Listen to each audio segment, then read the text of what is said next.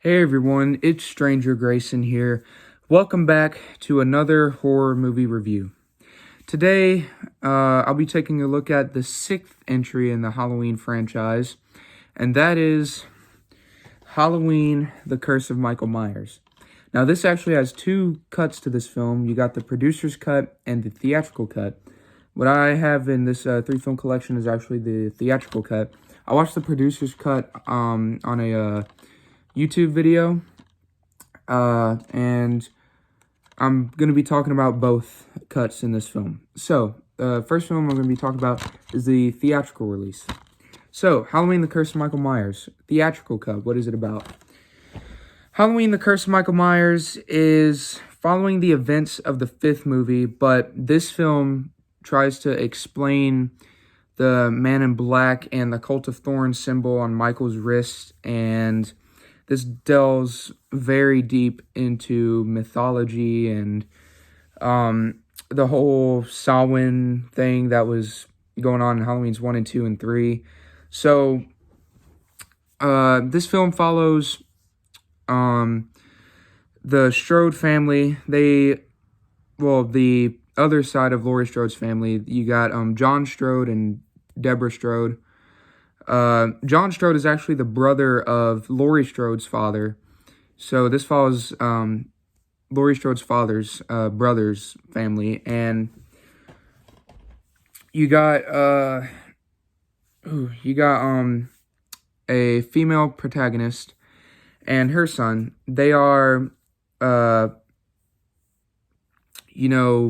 living in this Michael Myers house where Michael actually had done his murders and everything.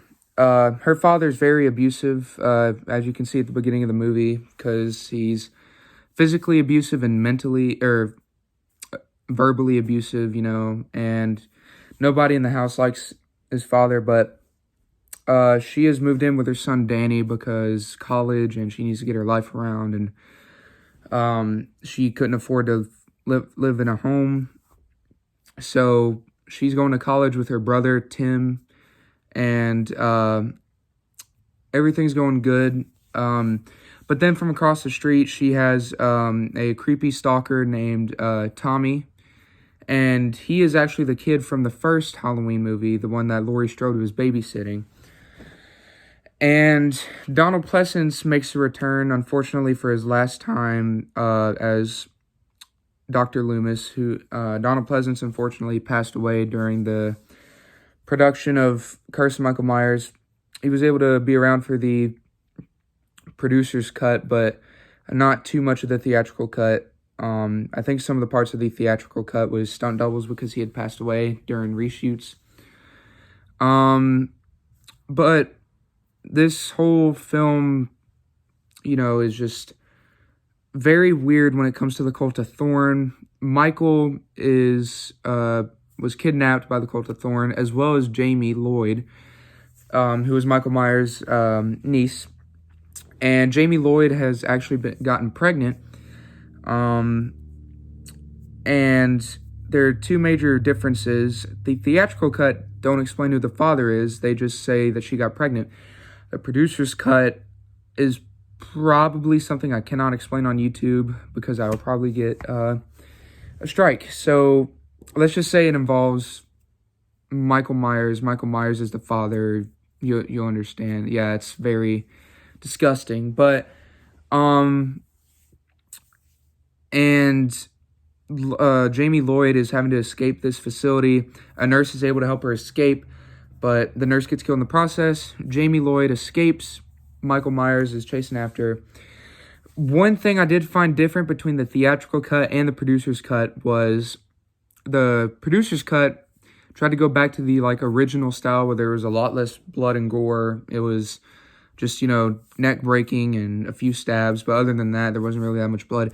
The theatrical release, they did reshoots, added a lot more blood, added a lot more gore to entice the audience a lot more. So that is one major difference I have seen from the theatrical and producer's cut.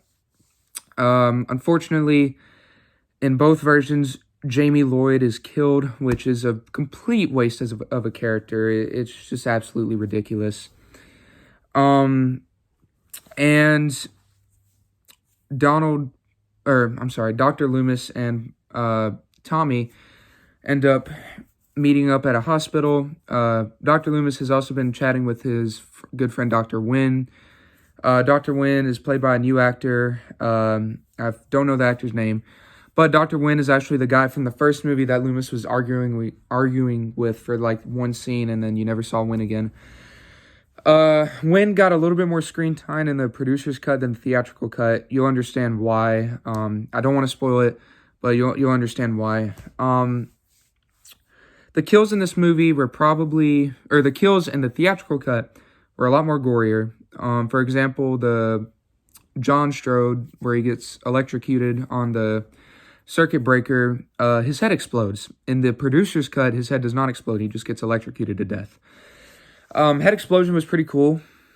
But most of the kills in here are great. I don't really enjoy the throat slit with Tim, but you know, that's just me. I'm not going to spoil all the kills because I want you guys to at least have a good time. The ending to this movie the ending to the theatrical movie was probably one of the worst endings I've ever seen in a movie. Just didn't really explain what happened, didn't really, like, it was just confusing as all get out, because all you heard, was just like, well, I'm not going to say because I don't want to spoil, but it's very confusing. You'll understand. But the finale was all right for the most part. There was definitely a lot more kills in the finale than the producer's cut. Producer's cut ending probably left on a cliffhanger for some people. Now, the producer's cut ending, I definitely agree that they shouldn't have gone with, because if they did go with that, H2O would not have explained what happened in the producer's cut, and it would have left everybody on a cliffhanger, and nobody would have liked that. So I do agree with the theatrical cut, but that's not to say the producer's cut isn't better than the theatrical cut. I personally prefer the producer's cut, at least up until the ending. The characters were okayly written. Is that a word? Okayly. But it just didn't have a grasp on me as 4 did. It's definitely better than 5. Nothing will top 5 probably as the worst film. But producer's cut did sure have a hell of a lot of problems. Or the Curse of Michael Myers sure did have a heck of a lot of problems. All the way from, some of the writing to the people, the Dimension Films people who took over the franchise after 5. It just wasn't really as enticing as I thought it would be. Sure, the kills are nice, but you need to have a good story, not just gore and blood. The people who are behind this film were definitely on disagreements, you can tell, because, the shots are kind of different in the producer and theatrical cut, stuff like that. Paul Rudd made his debut as Tommy in this, and I'm pretty sure he's gone on to say this is probably his worst acting job that he's done. Definitely not Paul Rudd's brightest moments in acting, but I'm pretty sure this is where Paul Rudd made his debut, and then after that he went to the 40-Year-Old Virgin, and then he went to some comedy movies, and now Paul Rudd is Ant-Man. So yeah, I'll still get a kick out of that with Paul Rudd. It's still sad that Donald Pleasance passed away. He was such a great actor, and he barely gets any screen time in the theatrical cut. A little bit more screen time in producers, but either way, I still hate how they treated Donald Pleasance. You can tell that he was basically worn out from the franchise at this point, with his voice and just the way he looks, having to use a cane. You can tell that he's very worn out and, in bad health, but he at least tried his best, and I'll always praise him for that. So, yeah, Halloween, The Curse of Michael Myers, and Halloween, Curse of Michael Myers Producer's Cut, both were okay, but not good. That has been my review on those 2 cuts of the movie.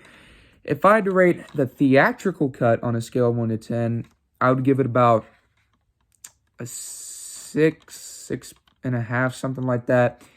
If I had to give the producer's cut a rating, I would probably give it 6.5. I mean, it's going to be hard to rank this because it's all both movies, but yeah, it's going to be kind of hard to rank this when it comes to this movie, but I'll figure that out later.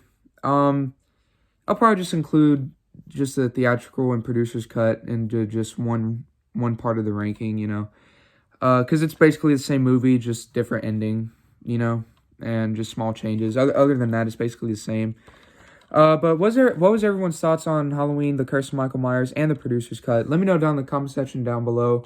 Would really love to hear your thoughts on it. I got 2 more movies left in this 3-pack, and I'll probably need to hold off on the Halloween reviews. But until then, thank you all for watching this review, and I will see you in the next one. God bless, and have a good weekend. Bye, everyone.